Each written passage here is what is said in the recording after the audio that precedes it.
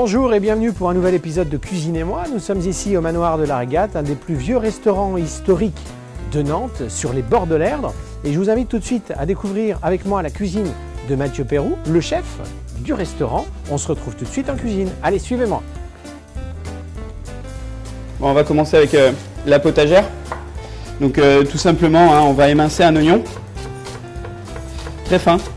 Voilà, finement parce que c'est ce qui va permettre de cuire le plus rapidement possible. Qu'est-ce que tu aimes cuisiner, toi, si tu devais allez, je dirais en garder qu'un. Mon père, quand je suis revenu, m'a imposé de travailler des produits de la région. Alors ça a été très compliqué au départ. Et voilà, il m'a imposé de travailler le cendre. Le cendre au beurre blanc au bord de l'Erdre, c'est une institution. C'est une cuisine traditionnelle, c'est bon, ça a du goût. Et c'est vrai que le cendre, un poisson de rivière, c'était pas un poisson que j'avais l'habitude de travailler. Et je suis allé trouver deux pêcheurs, Alain Bayet et Gilles Bégaud, qui se sont installés à Carquefou, à côté de chez moi, et qui se sont lancés dans... deux pêcheurs professionnels. Deux pêcheurs professionnels. Ils se sont lancés dans une méthode qui s'appelle Ikerimé. C'est une méthode pour tuer le poisson et garder la chair vraiment le plus vivant possible.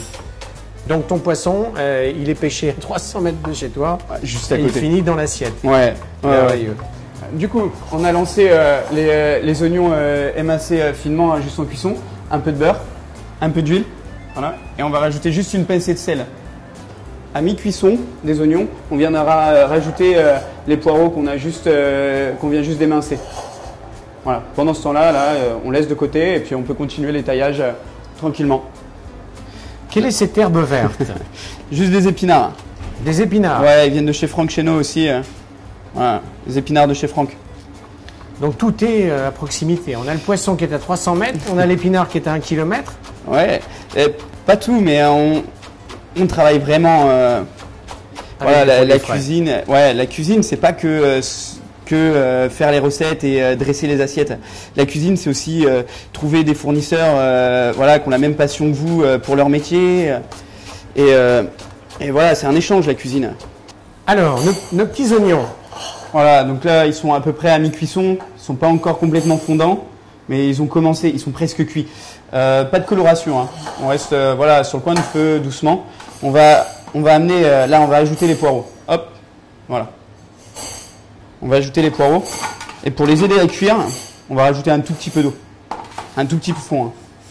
Toc. Dans la minutie. Regardez comme c'est beau. Regardez comme c'est beau. Donc là, c'est de l'eau, des oignons, des poireaux. Et un petit peu d'huile d'olive.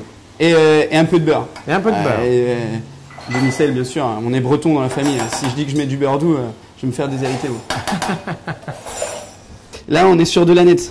Voilà, j'aime rajouter des points d'aneth. Ouais, et puis des herbes dans la cuisine, quoi.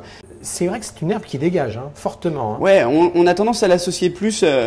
C'est pas tout le monde ne le fait pas, mais c'est vrai qu'on a tendance à plus l'associer avec du poisson. On peut parler des animations que le restaurant met en place. Il y a eu une soirée alsacienne il y a quelques semaines. Ouais. Prochainement, c'est fin janvier, hein, on va être dedans. Le 26 janvier, ouais. C'est une soirée qui me tient beaucoup à cœur. Hein. C'est une soirée caritative pour la lutte contre le cancer. Toute la recette de cette soirée-là, qu'on organise, sera reversée à une association qui s'appelle Épi Bretagne. Pour cette soirée, j'ai fait appel à des potes à moi, des super copains. Et l'espace d'une soirée, je vais partager mon piano avec mes potes. Bon, là, on a les oignons et les poireaux qui ont vraiment commencé à tomber. Là, ça commence à devenir onctueux, là, ça commence à devenir intéressant. On vient rajouter les épinards qu'on a émincés. On termine par les épinards et les herbes, c'est ce qu'il y a de plus fragile. Si vous les chauffez trop, ils vont ternir, ils vont pas avoir une belle couleur. Là, vraiment, vous avez à peine besoin de les cuire. Hein. Normalement, la chaleur déjà des oignons et du poireau, c'est nettement suffisant. On veut juste rendre les épinards tendres, mais on veut pas les surcuire. Voilà, là on commence à obtenir une belle couleur. Et puis je termine avec ce qu'il y a de plus fragile, mais c'est aussi ce qui va me donner vraiment beaucoup de saveur. Voilà, les herbes que je viens de ciseler là, Maintenant qu'on a terminé la cuisson, on va goûter, on va rectifier l'assaisonnement. Puis on va réserver sur le coin du feu une pointe de sel, un petit tour de poivre, puis un peu de piment d'Espelette. Et c'est vrai que la particularité, c'est que ça donne toujours un peu de relief aux préparations, quoi. Faut pas trop en abuser non plus, hein. Notre potagère, elle est prête. Magnifique. Alors là, je fais un sabayon, comme si je montais une béarnaise en fait. On va pas le chauffer trop fort, sinon les jaunes d'œufs vont coaguler. On va venir lui incorporer de l'air, hein, voilà, pour qu'il se tienne. Je vais ajouter une purée d'oignons avec une chlorophylle. Chlorophylle, c'est simplement, j'ai simplement fait un jus de persil, quoi. Il commence à cuire, commence à mousser. Je le veux pas trop serré, hein. Pas trop cuit, pas trop monté. Tout simplement parce que je vais le mettre en siphon après pour lui donner un peu de légèreté. Et si je le serre de trop, ce sera pas agréable en goût. Donc juste des jaunes et un peu d'eau. Là, je vais ajouter mon jus de persil. Donc c'est une purée d'oignon mélangée avec un jus de persil. Donc j'ai 100 g de purée d'oignon et 100 g de jus de persil. On va incorporer le jus au reste du sabayon. Et on va terminer de monter le sabayon avec le beurre clarifié. L'important, si on veut pas que ça tranche, faut que tous les éléments soient approximativement à la même température. Voilà, et le fait de le mettre en siphon tout à l'heure, là, avec la cartouche de gaz, on va avoir une couleur beaucoup plus verte, hein.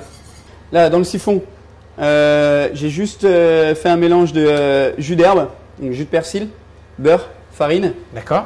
Un petit peu de levure. D'accord. Voilà. Et je vais aller le cuire tout de suite. Même pas une minute de cuisson.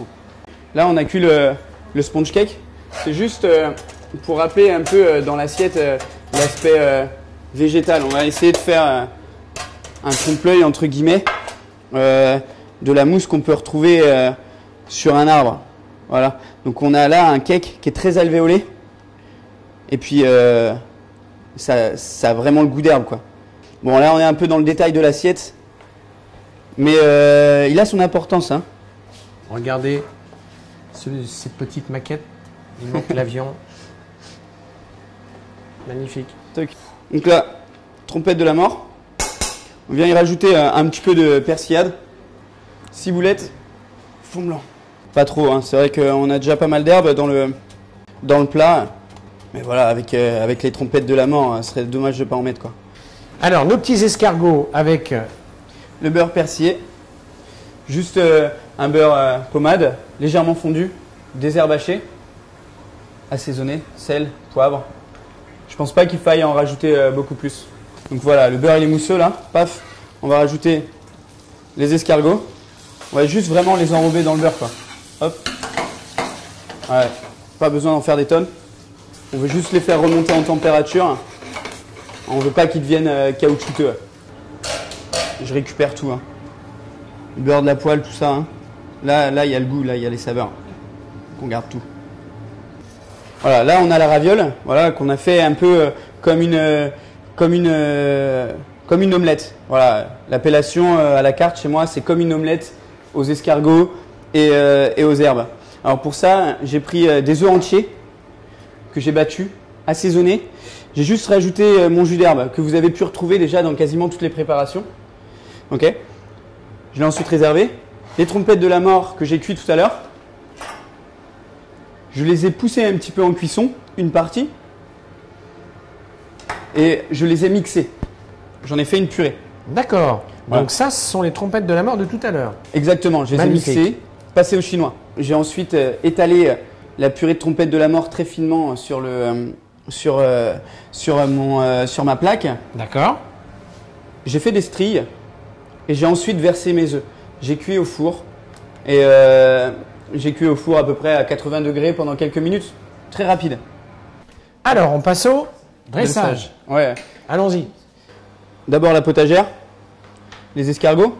On va venir en mettre 3-4. 3-4. Ouais.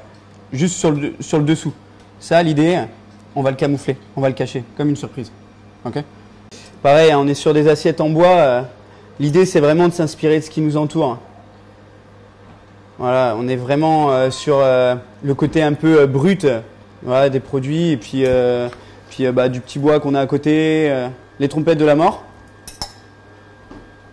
Pareil, on en met un peu. Toc, tout autour.